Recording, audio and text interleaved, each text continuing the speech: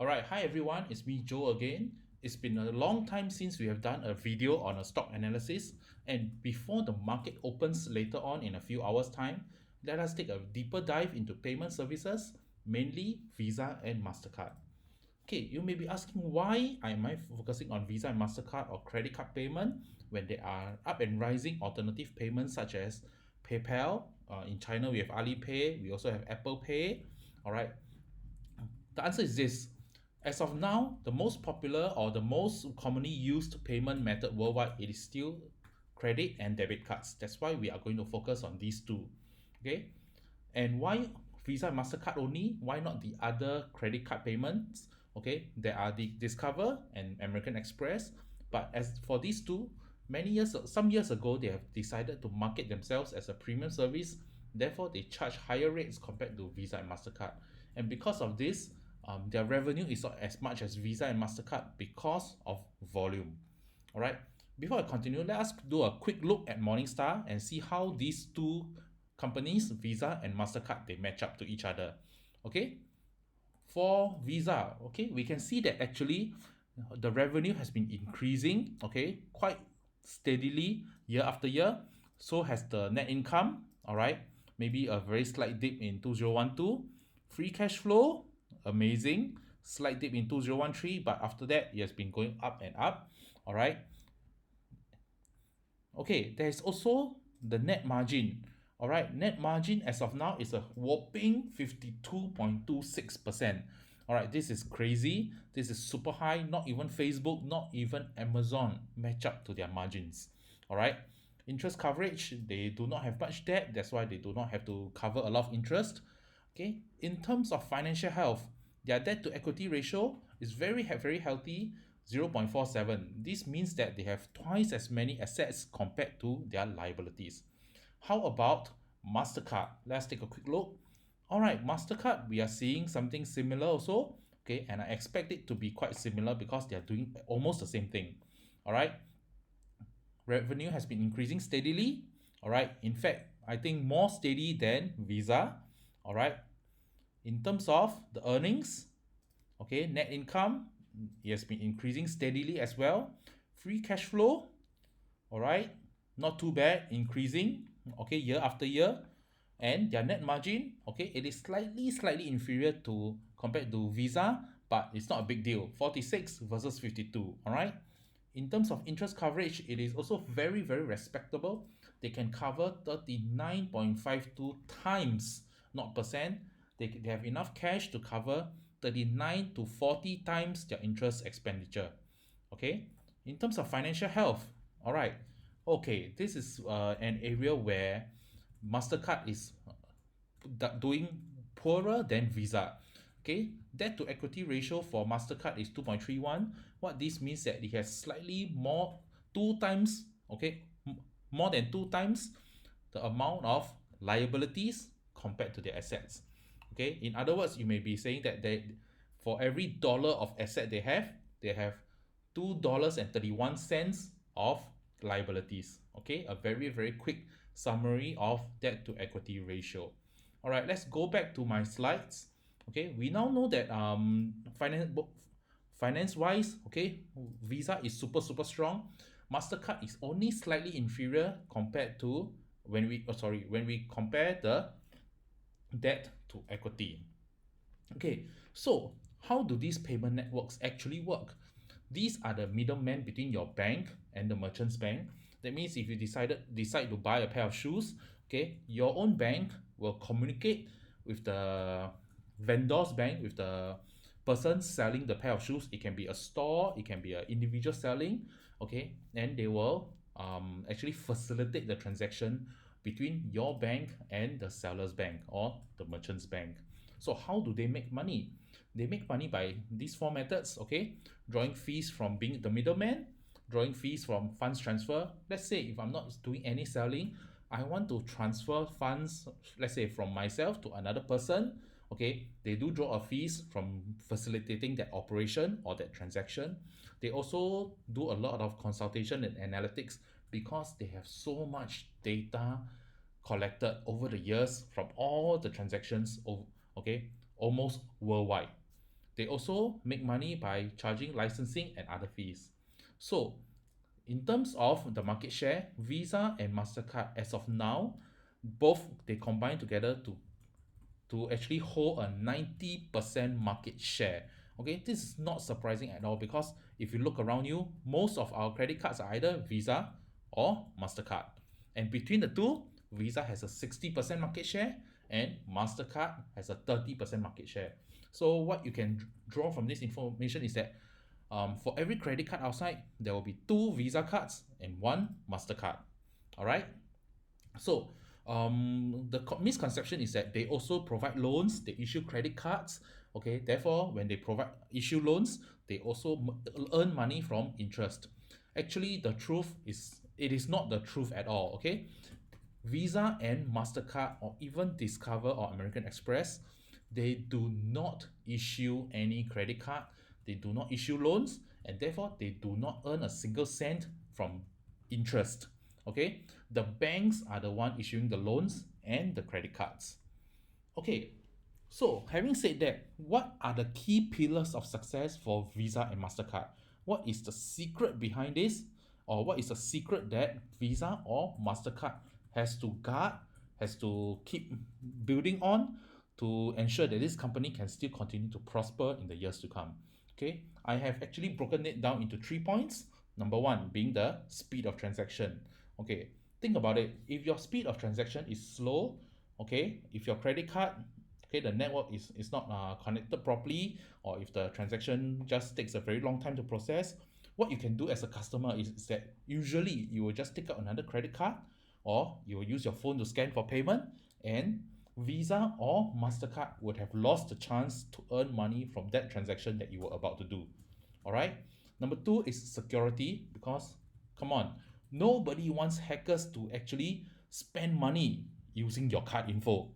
That's the number one, that's the ultimate nightmare for every consumer out there, be it you or be it the bank or the government. All right. For Visa and Mastercard, one very important factor that they must have is reach. Okay. And as of now, almost every merchant in the world, we are not talking about US, we are not talking about a specific part of the world only, we are talking about worldwide. Almost every shop, almost every restaurant you go to, they actually accept either Visa or Mastercard. Okay, and it is the truth because wherever I turn, I only see Visa or Mastercard, okay, payments. All right. So the next question I want to ask myself is Visa and Mastercard reinforcing these key pillars? Okay. All right. For this slide here, let me just explain before I continue on this slide. Okay. I have done a check on both Visa and Mastercard.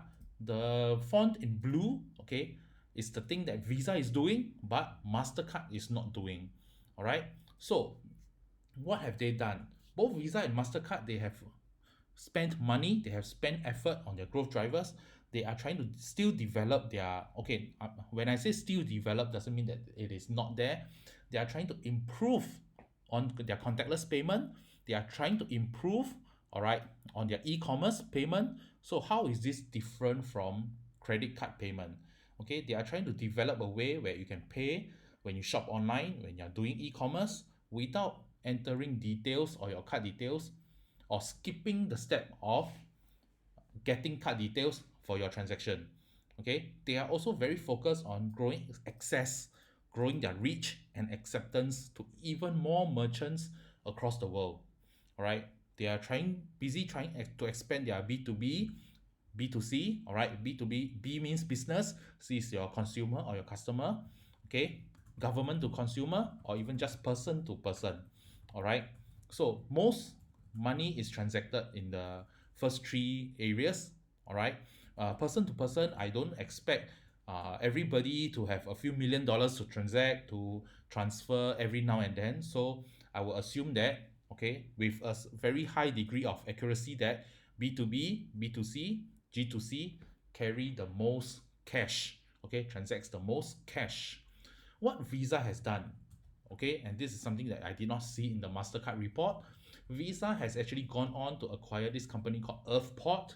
Remember, Visa and Mastercard works by being the middleman, and there has to be this very specific automated clearing house network, okay, that actually approves and coordinates the transaction between the seller and the buyer's bank. Okay, remember that. So what is Earthport? Actually, Earthport is the largest automated clearing house in the whole wide world. Okay, ACH for short. And what this means for Visa is that after they have acquired Earthport, Visa is able to reach 99% of the world's banked population. Okay, this will also mean that the speed of transaction will improve for Visa, and more transactions per second also translate to more cash per second. They can earn more money per second. Okay, simply because of the speed, simply because of the increased volume. Okay, what have they done to actually build up their brand? They are the key sponsor of FIFA. Okay, the Olympics, Paralympics, and of course the NFL. This is all in the attempt to build up their brand name and also to improve their reach. Okay, so despite all the strong points that I've said, these companies are not without their own risk. The main risks are government regulations, because certain markets in the world, such as China, Russia, some parts of the Middle East, or even Southeast Asia, okay, they are very resistant to Visa and Mastercard entering their market. Okay, there's also data use regulations by the governments. All right, and the fee rates. As much as we want to think that Visa has a lot of control over it, the answer is no. Okay, there are a lot of regulations that stipulate a certain that these companies can only charge a certain percentage. Okay, of course there's a technology risk. They need to be almost at the forefront of technology in order for these transactions to be smooth and fast. They need to maintain a very strong relationship with the banks that issue their credit cards, and they need to ensure that their brand name is strong. Okay, so despite being such a big company, I will still think that Visa can still continue to grow. Why is that so? Okay, I have dug out the information, their revenue of Visa, and they have many actually. The way they present this information is that they have broken it down to revenue from the US and revenue from the rest of the world. Just take a look at this table. On the average, the revenue, the year-on-year growth for the US, the revenue is growing at an average 9.8% year after year. All right, and from the rest of the world, this is even more crazy. It is growing at an average of 15 to 16%, okay, every single year. All right, and in 2017, what happened is that the revenue from the rest of the world actually overtook the US revenue for the first time. So moving on, we can expect the US revenue to maybe slow down in their growth, but revenue from the rest of the world can still continue. So just by looking at this, I am quite certain that there is still room for Visa to grow, even though it is such a big company. I'm not able to pull out this information for MasterCard because simply they did not provide such a detailed breakdown. Okay, one more very important fact that I came across, or one more very important thing that I came across from MasterCard is that some people are telling me that MasterCard has a very, very huge advantage over Visa. Why? They do more B2B, or they do more government transactions. So what this means is that the amount of money transacted, okay, is huge, and therefore they can earn more from this transaction. Is it a fact or fiction? Let us find out. All right, from this table you can see on the left hand side we have MasterCard, on the right hand side we have Visa. Okay, MasterCard only gave the number of transactions and their revenue starting from 2018, while Visa, I was able to pull information all the way from 2008. Okay, so you can see from this information, for MasterCard, the average revenue per transaction is around 19 to 20 cents per transaction. Okay, this is from 2018 to 2019. Okay, for Visa, it is actually quite constant. It ranges from 17 cents to 20 cents per transaction. So what we can see is that, is MasterCard vastly superior? Okay, if we are comparing the amount of money they earn per transaction, the answer is No, I don't think so. All right. In fact, I think that this may be a key advantage for Visa. Why? Okay. So the answer, okay, it does not translate to higher revenue per transaction. So why do I say that this is a key advantage for Visa? Think about it. Companies like Walmart, Costco, okay, they may not charge the highest prices, but okay, they make up for this in volume. So think about it. The net margin of Walmart is around 4%, but the net margin of Visa is 52%. Visa is behaving like a Walmart, but with a 52% net margin. Think about how crazy this is. Okay? And so if you ask me to choose between Visa and Mastercard, I will definitely go for Visa, that's for sure. All right? And so what is my valuation for Visa? Very simple. All right? Let me just pull it out. Okay? Based on my valuation, um Visa does have a share repurchase program, and they actually valuate their own company at $177. This is from in 2019. So if the price happen to go to $177 or below, okay, I think it will be a good time to enter. But of course, I will not spend all my money to buy. I will go in batches so that I can give myself the opportunity to go in at an even better price if the opportunity arises. Okay, so 177 or 175 is my valuation for Visa. Okay. Okay, so what is my conclusion for Visa? It is, yes, it is in a competitive industry, and yet, okay, it is thriving very well. Okay, growth is steady, it has been keeping up and innovating, and definitely, therefore, currently it is the giant in this industry with no signs of losing steam. Just think about it. The Walmart like volume with a 52% net margin. All right, so tell me, let us know what you think in the comments below. Okay, will you go for Visa or will you go for MasterCard? All right, we have come to the end of this video. We'll see you the next time. Bye bye.